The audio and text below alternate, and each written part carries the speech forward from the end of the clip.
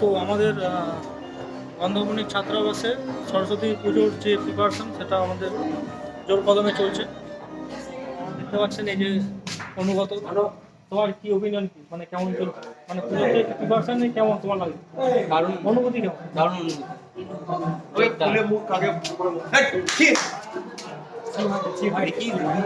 এই যে এখানে এই যে অরিন্দম আছে আমাদের এলাকায় ছিল, আর এই যে পার্থ যে সমাজের বেশি কাজ করছে, যেটা পার্থ কেমন লাগছে? পার্থ হয়তো কাল থেকে কিন্তু ঠিক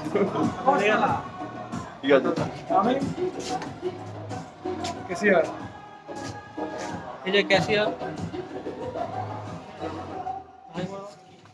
হ্যালো,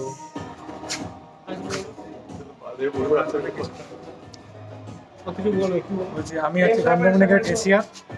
তো কি বলবো তোমার এই যে মানে পুজোর যে প্রিপারেশন, মানে এই পুজোর প্রিপারেশনে তোমার অনুভূতি কেমন লাগে?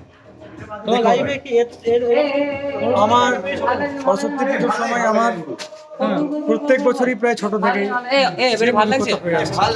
এটা আমাদের নতুন কিছু না, হয়তো নতুন জায়গা, নতুন পরিবেশ, কিন্তু কাজ সেই সেমই রয়ে গেছে, কর্তব্য সেই সেমই রয়ে গেছে।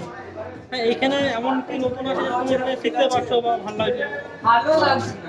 নতুন বলতে, সত্যি বলতে নতুন কিছু নেই। আমি এগুলো ছোট থেকে যেমন দেখে আসছি সেরকমই করছি, ঠিক আছে। লাস্ট ইয়ার আছি আর 4টে মাস আছি, যেটুকু না, এই যে করা যায় সবাই মিলে নিজের সবাই মিলে এই যে আনন্দ ভালো লাগছে আমার। সবাই মিলে হাত লাগিয়ে করছে, বিশেষ করে ক্রেডিট করছে পার্থদা, হ্যাঁ পার্থ অনেকটাই ঋত্বিকদা, পার্থ অনেকটাই অর্জুনদা, আমাদের চঞ্চলদা, সরঞ্জামে কেমন আমার সমন্বিকা করছে, কিন্তু কেসিয়ার হচ্ছে আমি, ঠিক আছে।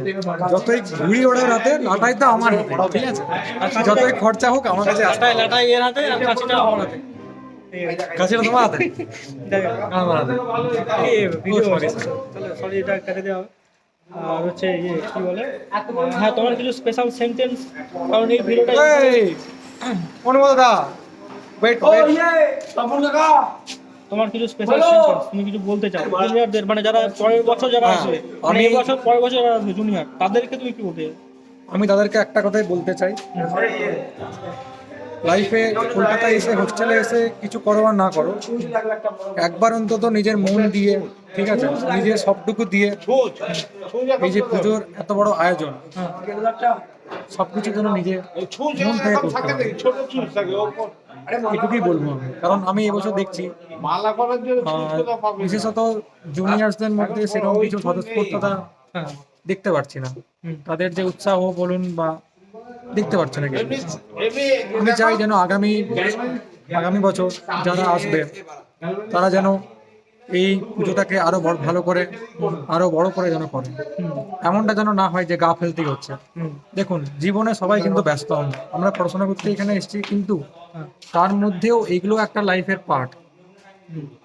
আমি মনে করি জীবনে শুধু পড়াশোনা নেই, সবকিছু পুরো পূর্ণ জীবন হয় না, তার মধ্যে এইগুলো হচ্ছে এমন একটা অংশ যেখানে হচ্ছে চল বলো বলো।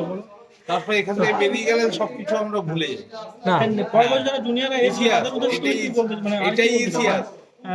ওটাই বলবো যে জীবনে শুধুমাত্র লেখাপড়া দিয়ে কিছু হয় না, এই যে রাত জেগে সব মিলে একসঙ্গে করে এই আনন্দটাই আলাদা। এই আনন্দটা মানে টাকা দিয়েও পাওয়া যাবে না, এই বয়সে এই আনন্দটা কখনো পাওয়া যাবে না।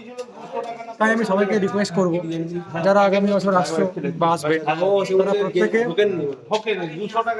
ভালো করে পুজো করো, আরো বড় করে পুজো করো। তারপর এই যে ইন্ট্রোডাকশন, এটা আমার লাস্ট ইয়ার, তোমারও লাস্ট ইয়ার, আমারও last year। এই ভিডিওটা সোশ্যাল মিডিয়াতে যাবে, ইউটিউবে যাবে, বাস যাবে, গান বাজাতে বাস যাবে। আমি বলছি তো বসাম থেকে তো করে দিচ্ছে, এবার ওগুলো তুমি বাঁধবে পড়ে।